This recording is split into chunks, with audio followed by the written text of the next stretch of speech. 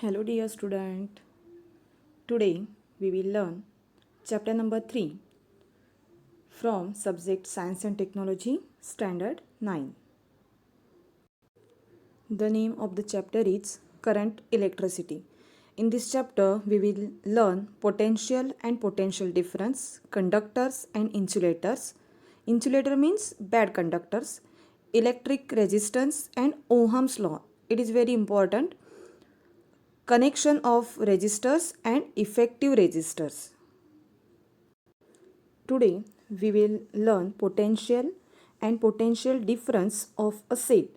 But before that, let us revise quickly some earlier point and importance of electricity in our day-to-day life. हे जे मुद्दे आहेत हे सर्व मुद्दे आपल्याला इंट्रोडक्शन ह्या पार्टमध्ये दिलेले आहेतच. अगदी आपल्या स्वतःचा अनुभव घेतला तर अगदी सकाळी उठल्यापासून ते झोपेपर्यंत आपल्याला प्रत्येक कामामध्ये विजेची गरज असते. जसं डोमेस्टिक अप्लायन्स म्हणजे ज्या घरगुती उपकरणांमध्ये आपण इलेक्ट्रिसिटी यूज करतो. आता ह्या ठिकाणी इंट्रोडक्शनमध्ये काही मुद्दे दर्शवलेले आहेत. बघा, घरामध्ये ज्याप्रमाणे आपण ह्या ठिकाणी हे तुम्ही मुद्दे पाहू शकता.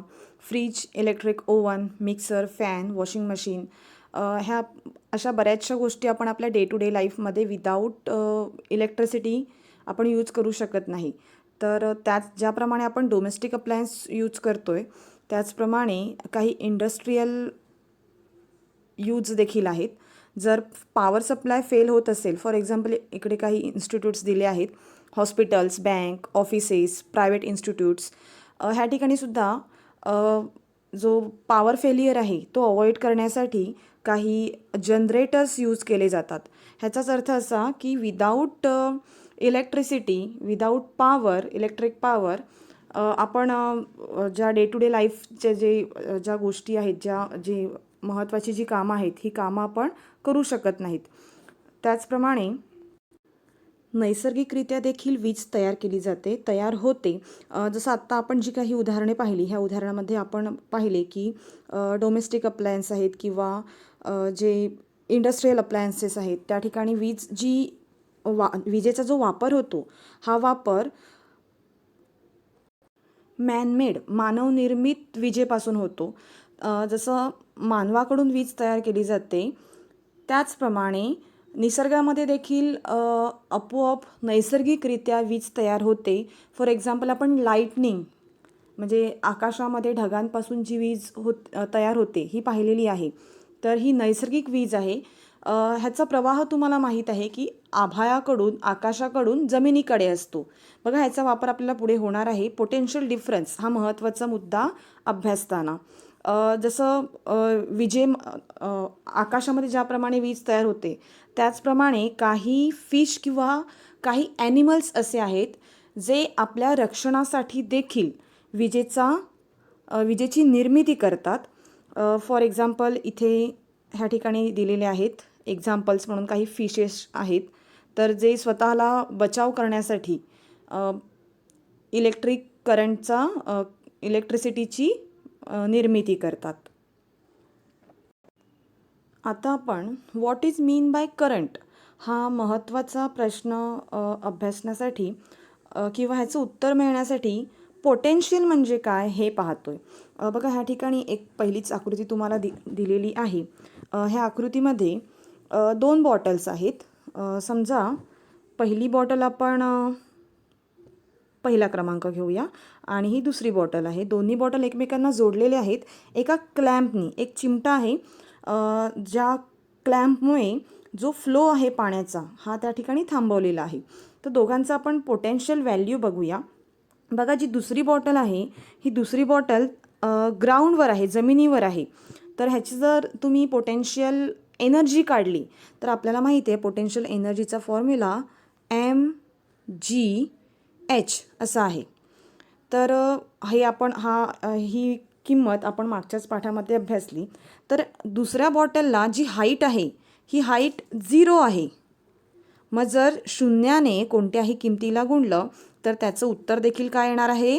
0च येणार आहे. म्हणजेच ह्याचाच अर्थ जी दुसऱ्या क्रमांकाची जी बाटली आहे ह्या बॉटलचं पोटेन्शियल एनर्जी जी आहे ही 0 आहे. आता पहिल्या क्रमांकावर पाहूया. समजा ही एका टेबलवर ठेवलेली दिसते. समजा ह्याची हाईट 1 मीटर एवढी आहे असं गृहीत धरूया. जर ही 1 मीटर असेल तर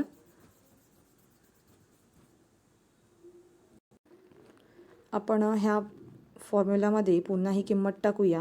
ही जी किंमत होती ही आपण घेतली होती 1 मीटर एवढी समजा हाईट असेल तर त्या पहिल्या बॉटलची जे आन्सर आहे ही पोटेन्शियल एनर्जी mg एवढी मिळेल. म्हणजे जे काही त्या पाण्याचं वस्तुमान जे मास असेल इंटू ग्रॅव्हिटी जे आपण वापरतो 9.8. समजा आपण ह्या बॉटलमध्ये 1 kg इतका जर पाणी वापरला असेल तर त्याची किंमत आपल्याला मिळेल 9.8. तर ह्या पहिल्या बॉटलची किंमत 9.8 आणि 0 दुसऱ्या बॉटलची पोटेन्शियल एनर्जी. तर ह्यावरून तुम्ही सांगू शकता की पहिल्या बॉटलमध्ये जास्त पोटेन्शियल एनर्जी आहे as compare to second bottle. Okay. आता आपण जर हा क्लॅम्प जर काढला तर काय होणार आहे. तर पहिल्या बॉटलमधलं जे पाणी आहे हे पाणी दुसऱ्या बॉटलमध्ये त्याचा प्रवाह चालू होणार आहे. आणि हे कितीपर्यंत ह्याचा प्रवाह चालू होणार आहे सुरू राहील. तर ह्याचं उत्तर आहे आपल्याकडे ही जी दुसरी आकृती दिली आहे त्यामध्ये तुम्ही पाहू शकता की जोपर्यंत दोन्ही बॉटलमधल्या जी लेवल आहे वॉटर लेवल सेम होत नाही तोपर्यंत तो प्रवाह चालू राहणार आहे. आता ह्या ठिकाणी आपल्याला पाण्याचा प्रवाह मिळाला आहे.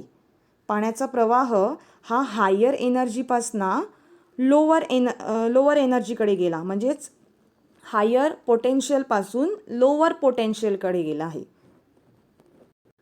आता जेव्हा ह्या लेवल्स सेम होणार आहेत दोन्ही बॉटलमधल्या ज्या लेवल आहेत ह्या ज्यावेळी सेम होतील त्यावेळी काय होणार आहे तर हा फ्लो ह्याच ठिकाणी थांबणार आहे.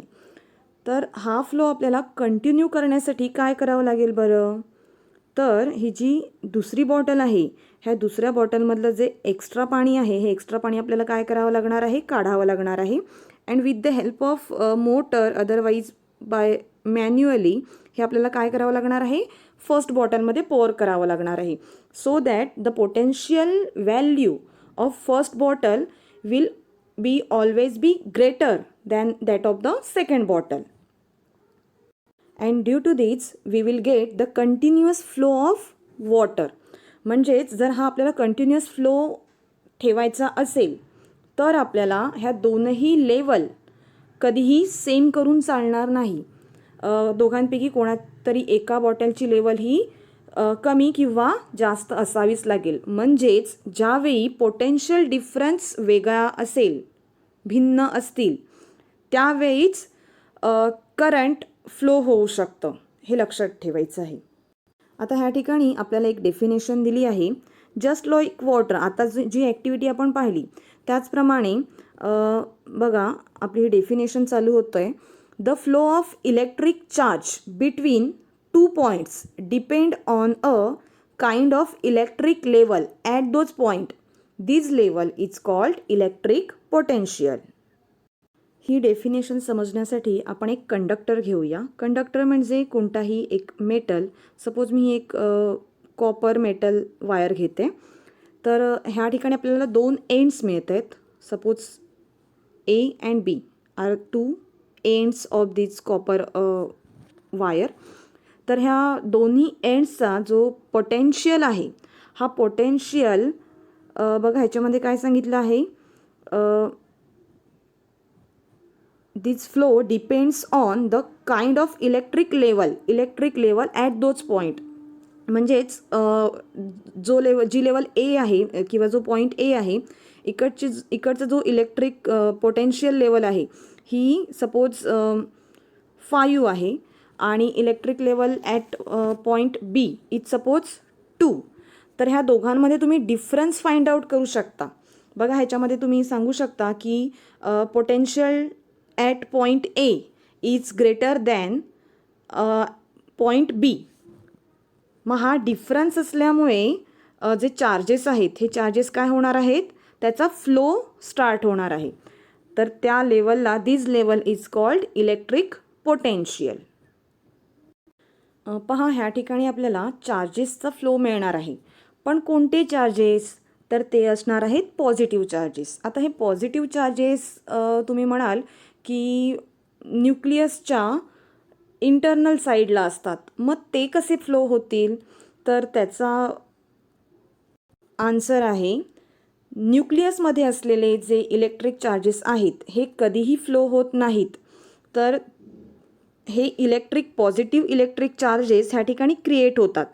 फॉर एक्झाम्पल सर्वांना माहीत आहे, हे आपण लास्ट इयरला आपण शिकलो आहोत की सपोज हा आपला न्यूक्लियस आहे. ह्या न्यूक्लियसमध्ये proton which have positive charges. बघा हे जे पॉझिटिव्ह चार्जेस आहेत हे कधीही मूव्ह होणार नाही आहेत आणि त्याच्यासोबत असतात न्यूट्रॉन.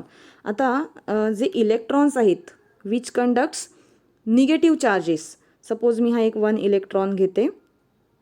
सपोज ही आपण फर्स्ट शेल घेऊया. हे दोन निगेटिव्ह चार्जेस आहेत. Okay. Suppose one of the electron will move from this point. ह्या शेलमधून हा आपण इलेक्ट्रॉन समजा काढला, तर बघा ह्याच्या आधी कोणता इथे चार्ज होता? निगेटिव्ह होता. ओके. जर आपण निगेटिव्ह जर रिमूव्ह केला तर ऑब्वियसली इकडे कोणता चार्ज क्रिएट होईल? तर पॉझिटिव्ह चार्ज क्रिएट होईल. पॉझिटिव्ह चार्ज कुठे क्रिएट होणार आहे? त्या मेटलवर क्रिएट होणार आहे.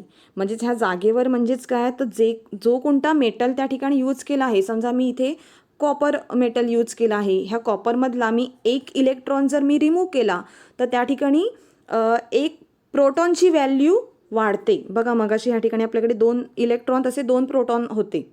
ओके. जेवढे नंबर ऑफ इलेक्ट्रॉन्स असतात तेवढेच नंबर ऑफ प्रोटॉन देखील असतात. तर ह्या ठिकाणी 2 प्रोटॉन म्हणजेच आता 2 प्लस आणि 1 मायनस जर केला तर तुम्हाला आन्सर किती मिळणार आहे? +1 मिळणार आहे. म्हणजेच 1 प्लस जो पॉझिटिव्ह चार्ज जो आहे हा पॉझिटिव्ह चार्ज काय होणार आहे? इन्क्रीज होणार आहे.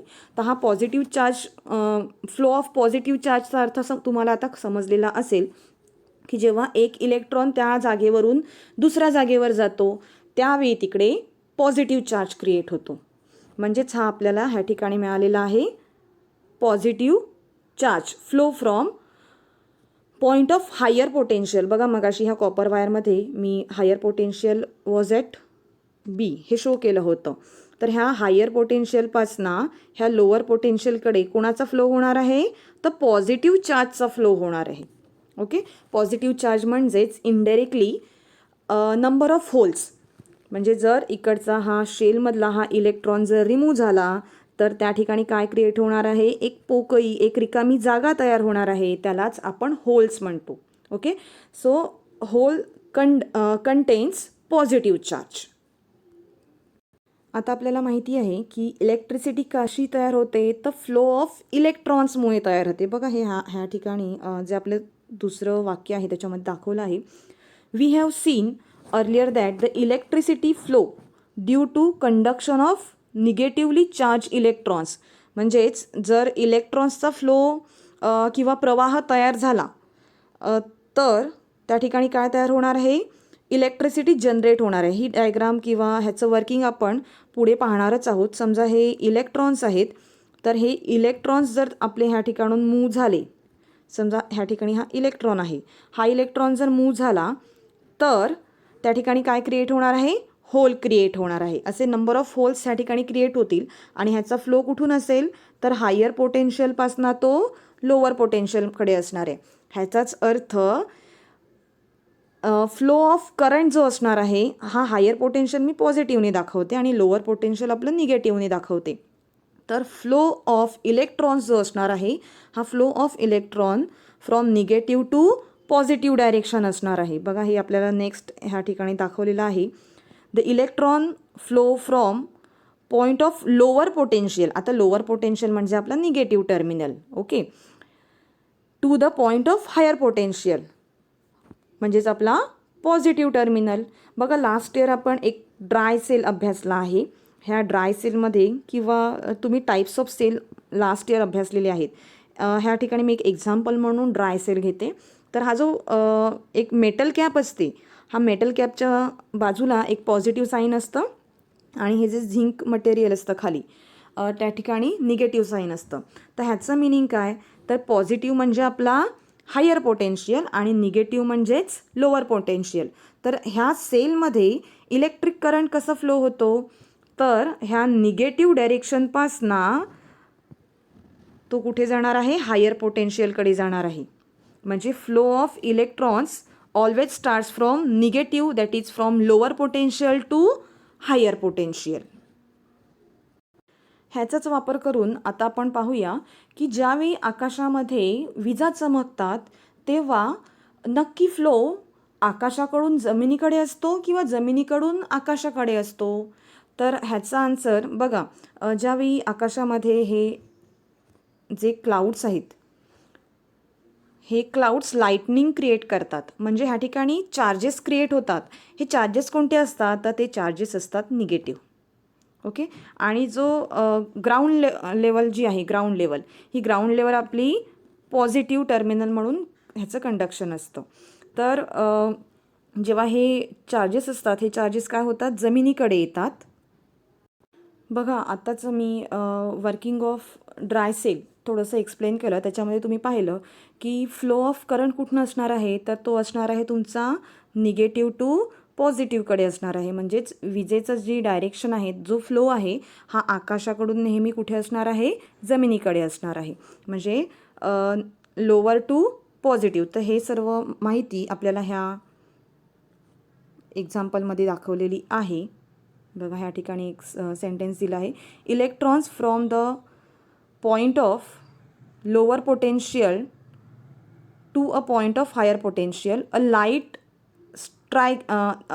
lightning strike is a flow of electrons from the point of lower potential. Lower potential म्हणजे काय होतं, आपला क्लाउड होता, ज्याला निगेटिव्ह पोटेन्शियल होतं, on the cloud to the point of higher potential on the earth. आता हायर पोटेन्शियल आपल्याकडे काय होतं, तर अर्थ होती. हायर पोटेन्शियल म्हणजे पॉझिटिव्ह. तर ह्या एक्झाम्पलमध्ये तुम्हाला समजलेलं आहे की आकाशाकडून जमिनीकडे फ्लो का असतो, तर आकाशामध्ये कोणतं पोटेन्शियल असतं, तर निगेटिव्ह पोटेन्शियल असतं आणि आपल्या ग्राउंडमध्ये कोणतं असतं, पॉझिटिव्ह पोटेन्शियल असते. आता आपण पुढे जाऊया. ही एक आकृती दाखवलेली आहे.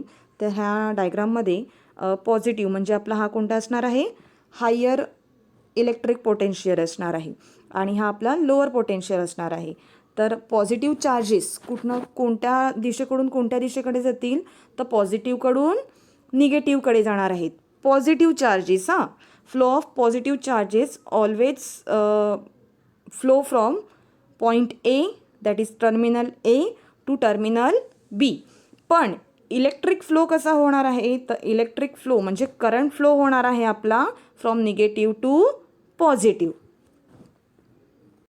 आता हा जो इलेक्ट्रिक फ्लो आहे, हा फ्लो कंटिन्यू राहण्यासाठी बघा, जे दोन्ही पोटेन्शियल्स आहेत, the value at both potential should not be equal. जर त्या इक्वल झाल्या, म्हणजे दोन्ही ठिकाणी समजा सेम पोटेन्शियल्स क्रिएट झाले, दोन्ही ठिकाणी सपोज 5-5, ही मी एक फॉर एक्झाम्पल म्हणून व्हॅल्यू दिली आहे. जर असे पोटेन्शियल्स क्रिएट झाले, तर त्या दोघांचा जर डिफरन्स आपण काढला, तर तो डिफरन्स आपल्याला 0 मिळतो. आणि जर हा डिफरन्स 0 आला, तर काय होणार आहे, जो फ्लो आहे, हा फ्लो त्या ठिकाणी स्टॉप होणार आहे. म्हणजेच हा फ्लो कधीपर्यंत चालू राहणार आहे, जोपर्यंत ही व्हॅल्यू 0 मिळेल. म्हणजेच हा डिफरन्स जर वेगळा असेल, तर हा फ्लो कंटिन्यू चालू राहणार आहे आणि जर हा सेम झाला, then the flow will get stop. आता आपण पुढचा मुद्दा पाहतोय, that is potential difference of a cell. See the definition is given in the first line. So you can write this definition. The difference in potentials between the positive and negative terminals of a cell is called the potential difference of that cell. जसं आपण मगाशी एक dry sale use केला होता, बघा हे construction तुम्हाला येतं ऑलरेडी. ही जी मेटल कॅप होती, that metal cap content positive terminal and exactly opposite at zinc the terminal is negative. तर ह्या दोन टर्मिनल्समधला जो डिफरन्स असणार आहे, हा डिफरन्स काय असणार आहे? The potential difference of that cell. म्हणजे सपोज ह्या ठिकाणी पॉझिटिव्हला 1.5 इतका पोटेन्शियल आहे आणि निगेटिव्ह टर्मिनलला किती असणार आहे? 0 असणार आहे. तर ह्याचा जर तुम्ही डिफरन्स फाइंड आउट केला, जर हा सबस्ट्रॅक्ट केला, so you will get subtraction 1.5. Okay, ह्याला एक युनिट आहे, हे युनिट आपण पुढे पाहतोय. तर बघा हा घरात सेल असेल, ड्राय सेल असेल तर तो काढून बघा, त्यावर तुम्हाला 1.5 वोल्ट व्ही हा एक सिम्बॉल दिलेला असेल. बघा हे आपण पुढे फाइंड आउट करतोय. तर जो पोटेन्शियल डिफरन्स आहे, हा डिफरन्स कसा मिळणार आहे? तर द डिफरन्स इन पोटेन्शियल्स. आता एचं पोटेन्शियल किती होतं? पॉझिटिव्ह टर्मिनलचं 1.5 आणि निगेटिव्ह टर्मिनलचं किती होतं? 0. So the difference in that two terminals, that is positive terminal and negative terminal, it's called, that difference is called potential difference of that cell. तर हे आपण एक एक्झाम्पल म्हणून घेतलं आहे. अशा बऱ्याचशा बॅटरीज पण आहेत, अदर सेल्स पण आहेत, ह्याला पण पॉझिटिव्ह आणि निगेटिव्ह टर्मिनल्स असतात. तर त्या दोघांमधला जर आपण डिफरन्स फाइंड आउट केला तर आपल्याला काय मिळणार आहे? त्याचा पोटेन्शियल एक व्हॅल्यू मिळणार आहे. So that difference, that potential difference is measured in volt. तर हे पाहूया आपण हा वोल्ट कसा क्रिएट झाला आहे तो. पण त्याआधी हा पोटेन्शियल डिफरन्स का तयार होतोय तो पाहूया. तर ह्याचं वर्किंग तुम्ही लास्ट इयर ड्राय सेलच आपण एक एक्झाम्पल म्हणून घेतोय. ड्राय सेलचं वर्किंग, त्याचं कन्स्ट्रक्शन 8th स्टँडर्डला तुम्ही शिकला आहात. In earlier standard you already studied that. बघा आतमध्ये एक कार्बन रॉड असतो आणि ह्या कार्बन रॉडच्या बाहेर काही केमिकल्स असतात. Okay, so due to chemical reactions there is a potential difference in these two terminals. ह्या दोन टर्मिनल्समध्ये तो डिफरन्स क्रिएट होतो. का क्रिएट होतो? Because of chemical reactions takes place inside this dry cell. तर ह्या डिफरन्समुळे the potential difference sets the electrons in the motion and results in the flow of electricity through a conducting wire connected to the two ends of the cell. समजा आपण एक copper wire ह्या ठिकाणी connect करतोय. Suppose if you take this, suppose copper wire which connected to these two terminals, positive and negative terminal. तर इथे जी chemical reaction होणार आहे inside the cell. So due to this chemical reaction, the electrons which are present in this copper wire, ह्या copper वायरमध्ये जे electrons आहेत, ह्या इलेक्ट्रॉन्सचं काय होणार आहे? मोशन क्रिएट होणार आहे. And due to motion in this electron the electricity flow from negative to positive direction. Okay, तर हा जो फ्लो असणार आहे हा तुमचा निगेटिव्हपासून पॉझिटिव्हकडे असणार आहे. मी पुन्हा पुन्हा म्हणते, हे फार महत्त्वाचं आहे. हाच चॅप्टर तुम्ही थोडा मोर स्केलवर नेक्स्ट इयर पण शिकणार आहात. खूप महत्त्वाचा कन्सेप्ट आहे हा तुम्हाला 8th स्टँडर्डला पण होता, आता 9thला पण आहे आणि पुढे 10वीला पण ह्याचं जरा जास्त ग्रेडवर आपण हा शिकणार आहोत.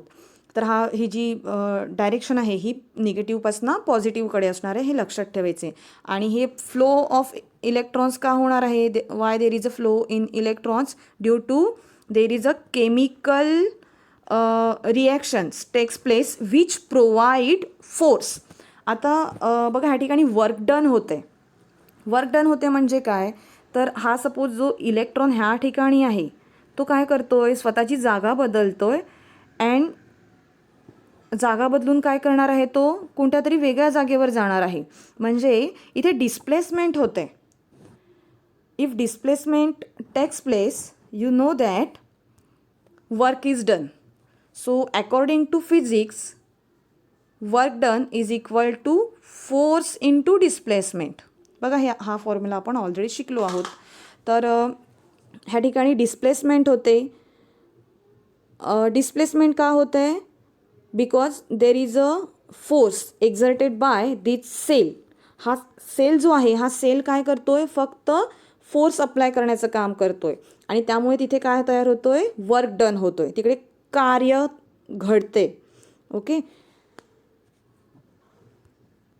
म्हणजेच जर हा फोर्स नसता तर इकडे डिस्प्लेसमेंट झालीच नसती आणि जर डिस्प्लेसमेंट नसती म्हणजे ह्या ठिकाणी वर्क डन पण झालं नसतं. तर हा जो सेल आहे, हा सेल कोणताही जो सेल असणार आहे, हा सेल फक्त आपल्याला फोर्स अप्लाय करण्यासाठी त्याचा यूज होतो. ह्या सेलमध्ये इलेक्ट्रिक करंट प्रेझेंट नसतं. ह्या सेलचं फंक्शन काय आहे, कोणताही सेल किंवा कोणतीही जी बॅटरी आहे, that battery provide only force to displace this electrons present in conductor. आता हा जो कंडक्टर आहे, हा समजा आपण एक कॉपर वायर घेऊया, कोणताही मेटल आपण घेऊ शकता, मी एक कॉपर वायर इन जनरल म्हणून घेते. तर ही जी कॉपर वायर आहे, ह्या कॉपर वायरमध्ये प्रेझेंट असलेले जे इलेक्ट्रॉन्स आहेत, ह्या इलेक्ट्रॉनवर हा फोर्स कोणाकडून अप्लाय होतोय, तर ह्या ड्राय सेलकडून अप्लाय होतोय. ओके, हा जो ड्राय सेल आहे, हा ड्राय सेल त्याला हा जो ड्राय सेल आहे, हा ड्राय सेल काय करतोय, फोर्स फक्त प्रोव्हाइड करतोय. And due to that force this electrons present on in this conductor starts moving from negative to positive direction. बघा, आपल्या टेक्स्टबुकमध्ये ह्या पोटेन्शियल डिफरन्सची एक डेफिनेशन दिली आहे. That definition is given here. The amount of work done, बघा आताच आपण अभ्यासलं, the amount of work done to carry a unit positive charge from point A to point B is called electric potential difference of 2 points. मग असे आपण 2 points पाहिले, हा positive point होता आणि हा निगेटिव्ह पॉईंट होता. तर ह्या 2 पॉईंटमध्ये the amount of work done to carry a unit positive charge. आता युनिट पॉझिटिव्ह चार्ज कुठनं स्टार्ट होणार आहेत, पॉझिटिव्हपासनं निगेटिव्हकडे जाणार आहेत.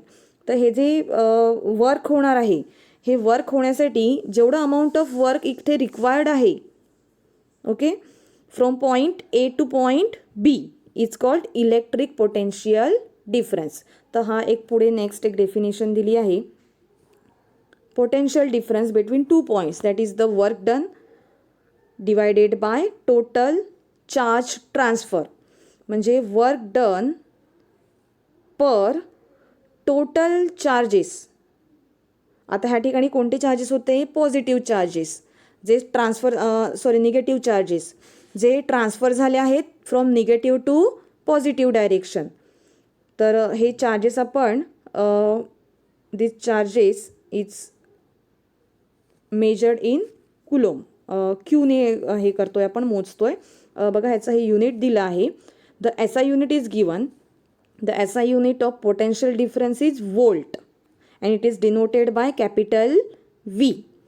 तर हा जो वर्क आहे, the unit of work done is joule divided by the unit of charges is coulomb. Okay, तर ह्याच्यावरून आपण 1 वोल्टची डेफिनेशन तयार करतोय. बघा,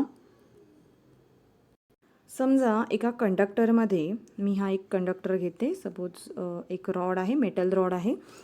ह्या ठिकाणी 1 कुलोम चार्जेस आहेत, म्हणजेच नंबर ऑफ जे चार्जेस आहेत, नंबर ऑफ जे इलेक्ट्रॉन्स आहेत, हे किती आहेत, तर 1 कुलोम एवढे आहेत. ओके, तर ह्या 1 कुलोम चार्जेस ह्या पोझिशन ए पासून पोझिशन बी पर्यंत, from A terminal to B terminal, ह्याचं जी डिस्प्लेसमेंट आहे, ही डिस्प्लेसमेंट होण्यासाठी सपोज 1 जूल एवढं वर्क समजा त्या ठिकाणी होतं आहे. Okay, so at that time, त्यावेळी जो पोटेन्शियल डिफरन्स असणार आहे, that potential difference is called 1 volt. तर ह्याचं कन्व्हर्जन आपण इंग्रजीमध्ये करू शकतो.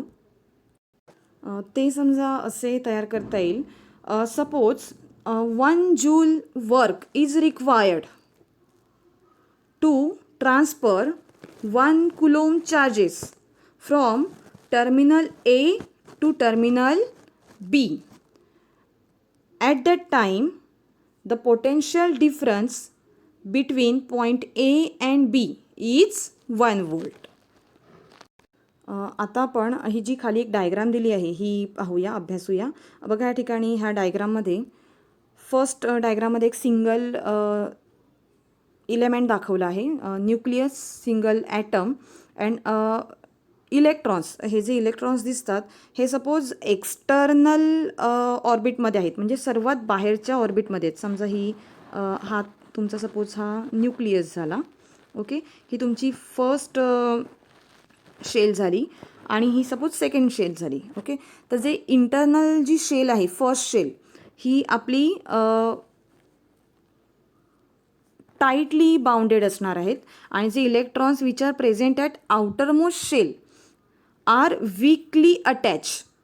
ओके, जे सर्वात बाहेर जे इलेक्ट्रॉन असतात हे वीकली अटॅच असतात आणि जे आतमध्ये जे इलेक्ट्रॉन्स असतात आतल्या शेलमध्ये हे त्याचा जो बाइंडिंग फोर्स जो असतो हा स्ट्रॉंग असतो as compare to those electrons which are present at outermost shell. तर हे जे आउटरमोस्ट शेलला जे इलेक्ट्रॉन्स आहेत हे वीकली अटॅच आहेत, म्हणजेच ते मूव्ह होऊ शकतात from one atom to another atom. बघा ह्या ठिकाणी ह्याचं मोशन इकडे दाखवलेलं आहे, ते वन ॲटमपासून सेकंड ॲटममध्ये, सेकंड टू थर्ड असे जाऊ शकतात. तर हे इकडे तुम्ही मोशन पाहू शकता की जे बाहेर वीकली अटॅच जे इलेक्ट्रॉन्स आहेत हे इलेक्ट्रॉन्स स्वतःचा ॲटम सोडून नेक्स्ट ॲटम जो ॲडजसंट ॲटम असणार आहे, जो जवळचा त्याचा शेजारी जो ॲटम असणार आहे ह्या ॲटमकडे काय होऊ शकतात, ते मूव्ह होऊ शकतात. कधी होऊ शकतात, जर त्याचं लास्ट ऑर्बिट कंप्लीट नसेल तर, म्हणजे हे ऑक्ट्वेल कंप्लीट नसेल तर. ऑक्ट्वेल म्हणजे काय, तर 8 इलेक्ट्रॉन जर प्रेझेंट नसतील तर त्या ठिकाणी काही वेकंट प्लेसेस असणार आहेत, म्हणजे नंबर ऑफ होल्स त्या ठिकाणी क्रिएट असणार आहेत. ते किती असणार आहेत, 5. म्हणजे हा 5 रिकामी जागा असणार आहेत. तर त्या रिकाम्या जागेमध्ये हे इलेक्ट्रॉन काय करणार आहेत, स्वतःला मूव्ह करू शकणार आहेत. आता आपण जे SI युनिट आहे व्होल्ट, हे व्होल्ट कसं क्रिएट झालं ते पाहतोय. बघा एक इंट्रोडक्शन दिलं आहे तुम्हाला ह्या ठिकाणी. The Italian scientist Alessandro Volta construct the first electric cell. ह्यांनी सर्वात पहिला इलेक्ट्रिक सेल तयार केला. आणि म्हणून त्या इलेक्ट्रिक सेलचं नाव होतं व्होल्टाज सिम्पल इलेक्ट्रिक सेल. हा इकडे दाखवलेला आहे पहा. ओके, आणि म्हणून जो पोटेन्शियल डिफरन्स आहे ह्या पोटेन्शियल डिफरन्सला व्होल्ट इन हिज हॉनर, त्यांच्या रिस्पेक्टसाठी किंवा त्यांच्या स्मरणार्थासाठी हे व्होल्ट हे युनिट दिलेलं आहे ह्या ठिकाणी. आता आपण हे जे इम्पॉर्टंट जे युनिट्स आहेत हे पाहतोय. बघा ह्या ठिकाणी लार्ज आणि small, very small and very large potential difference units दिले आहेत. सर्वात आधी आपण स्मॉल बघूया. स्मॉलपेक्षा आपण एक काम करूया, आपण हे मोठे जे आहेत हे पाहूया. बघा 1000 म्हणजे किती, 1000वर किती शून्य असतात, 3 शून्य असतात. तर हे तुम्ही इंडेक्स फॉर्ममध्ये लिहू शकता. ते कसं लिहिता येईल, 10⁻³ असं लिहिता येईल. तर 1000 म्हणजेच kilo volt. Okay, so 1 kilo volt is equal to, बघा हा तुमचा 1 kilo volt is equal to 10⁻³ volt.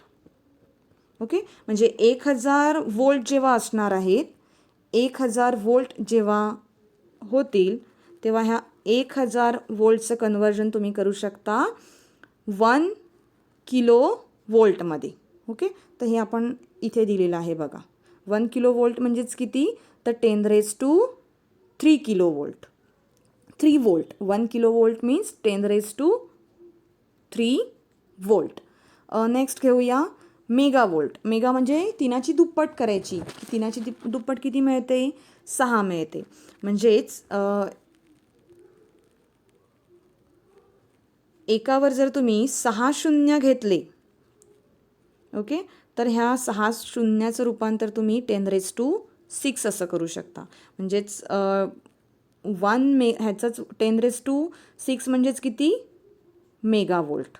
Okay, म्हणजेच 1 mega volt is equal to 10⁻6 volt. ठीक आहे, हे आपण हायर व्हॅल्यूज पाहिल्या. लोअर व्हॅल्यूज पण पाहूया. बघा हा मगाशी आपले 10⁻³ होते आणि 10⁻⁶ होते. तर ह्याचेच अगदी विरुद्ध करूया, 10⁻³ केले तर आपल्याला मिळणार आहेत millivolt. Okay. 1 millivolt is equal to 10⁻³ volt. आता ह्याचं कन्वर्जन जर तुम्हाला डेसिमल पॉईंट्समध्ये करायचं असेल तर कसं करता येईल, तर आपल्याला ह्या ठिकाणी 3 प्लेसेस क्रिएट करावे लागतील. 0.001 बघा, हे 3 प्लेसेस तयार झाले आहेत. तर ह्याचं कन्वर्जन तुम्ही 10⁻³ वोल्टमध्ये करू शकता. ह्याचाच अर्थ 1 millivolt. Similarly you can use for 10⁻⁻⁶. -6 म्हणजेच मायक्रोवोल्ट. ओके. 1 मायक्रोवोल्टचा मी हे लेखन करून दाखवते. 0.00000 अँड 1. समजा पोटेन्शियल डिफरन्स आपला एवढा आला. किती प्लेसेस आहेत ह्या ठिकाणी, तर 6 प्लेस आहेत. ओके. 6 प्लेस आहेत म्हणजे ह्याचं कन्वर्जन तुम्ही 10⁻⁻⁶ मध्ये करू शकता. So 10⁻⁻⁶ volt is nothing but 1 मायक्रोवोल्ट. हे मायक्रो काढण्यासाठी स्टार्ट हा यू प्रमाणे तुम्हाला काढायचा आहे आणि ह्याची जी स्टार्ट आहे ही स्टार्ट खालनं वर जाऊन मग आपला हा जो नॉर्मल स्मॉल लेटरमधला यू आहे तसा आपण काढू शकता. तर आज आपण इथेच थांबूया. पुढच्या